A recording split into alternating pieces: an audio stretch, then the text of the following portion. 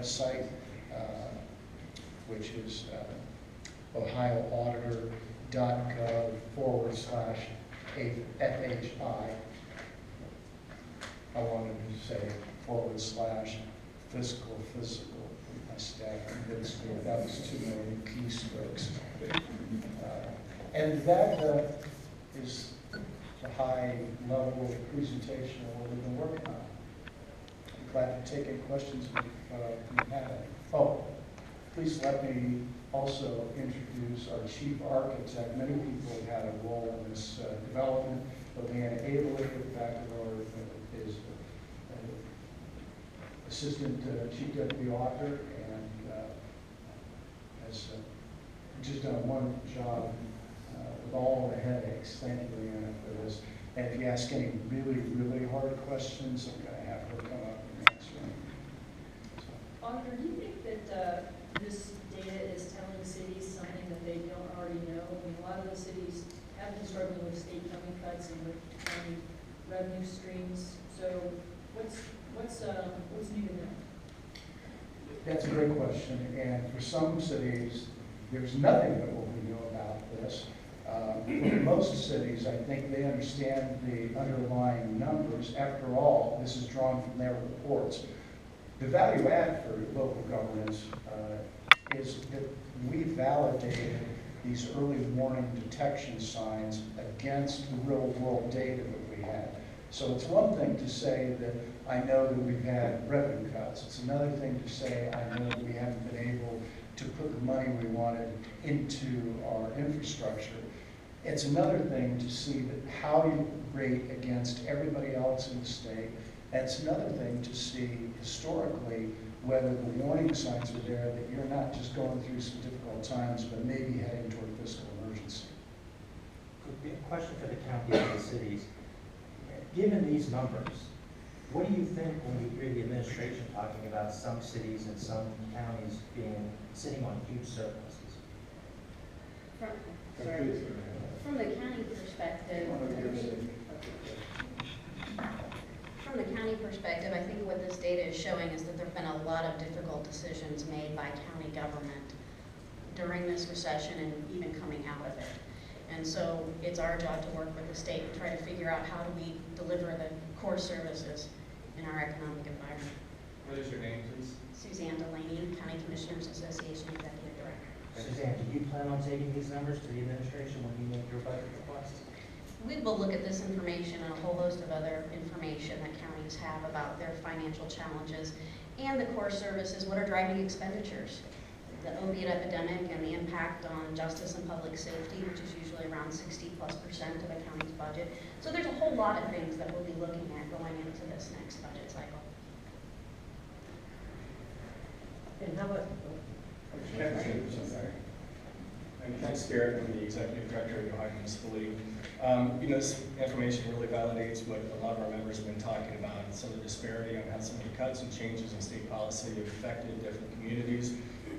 Cookie cutter approach doesn't work for some of these conversations with our local economy. So some areas have been much more impacted. I think the auditor very wisely identified the capital investments that have been foregone and the investments in infrastructure that have had been postponed because of these economic development challenges, and how that plays into economic development as a whole for the state of Ohio. So we'll be talking about these budget numbers and these perspectives as we address the administration and continue our dialogue with the administration. But this really kind of puts a finer point on what we've been talking about, that there are great challenges out there in different communities. It's incumbent upon us as local leaders and state leaders to try and address those. Auditor, can you take us through, so I'm having trouble seeing how is this a tool, what's the real life application of somebody who is at a city government, how will they use this as a tool? Is it something that they can interact with? Or? So the cities all got their own report for this last week to go through this. The data is on the website and they can manipulate the data. But once again, it was drawn from their reports. The value of this is the statewide view and the predictive value of these particular indicators as against a future that they include fiscal emergency. So on the website, they can go in and plug in different numbers here and there to get, They can export numbers. Leanna, do you want to talk any more about that? Because I frankly, I haven't gotten on the website trying to play. Each entity received each entity received their own report that went through with their specific numbers to, not just the colors, but it tells you the numbers behind that and shows you their progression over the last several years, and the data sheet that has the specific numbers that we pulled and the numbers that are the calculations for the indicators. Did any of these cities or counties push back on any of the 17 indicators as being unfair or not really showing an accurate picture of their specific situation? We had some incidental pushback. And my home county of Delaware was very offended that they had 16 green and 1 yellow. I guess we might call that a first world problem.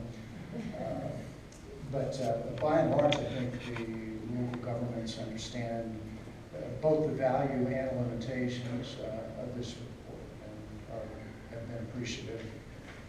So which communities leapt out at you as being particularly stressed or having a high stress level? Well, again, you can count, anyway, it's got 6, or 6 red or 8, a combination of 8. And those are the folks that we are concerned about. I think I've got some numbers here for you. Give me just a second. So we've got 16 cities and 1 county that have that 6 or 8 formulation. I'm sorry? Which county is the one that's in the fiscal? Fayette County, Washington Courthouse. And then if you drop down and say who's 1 white away from being part of that, we've got another 12 cities and then 3 counties that are 1 indicator away from being high risk. How did you feel like that? How did that make you feel about, what you've seen among your audited staff, and was everything that you saw here already on your radar?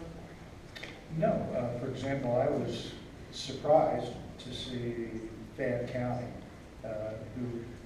which hasn't been particularly on the radar. I mean, we don't have a lot of findings, or we haven't had big issues there. And we think of it as kind of a quiet, stable farming community. And so that one surprised me a little bit. And there we can go through there. There's a number of places that you will see in your own viewership or broadcast areas. You might scratch it up a little bit. Overall, I would say that Ohio's local governments are neither in as dire a condition as some would have us believe, nor is the picture quite as rosy as some other people might have us believe. Could you carry this into the future a little bit? Looking at these numbers, if there should be another recession, which people are predicting once every decade or so, how well will these counties and cities be able to weather the next recession? That's a great question, and the answer is a little bit mixed. But some of these indicators over time will be very predictive. So, for example, we look at the general fund balances for non-enterprise activities is going to be a key factor, because as a recession would begin to develop, you're going to see upward pressure on costs, lowering pressure on revenues, so those balances are going to shrink. The bottom line is I am a little bit concerned about the effect of the next recession, but it will depend a lot on the nature of that recession, how widespread the pain is among Ohio's city governments. Anything else? Thank you so much for your interest. I know this might be a little bit dry, but I hope that it's an aid to both your coverage of the policy decisions made in your local communities, and the State House, and an aid to people that are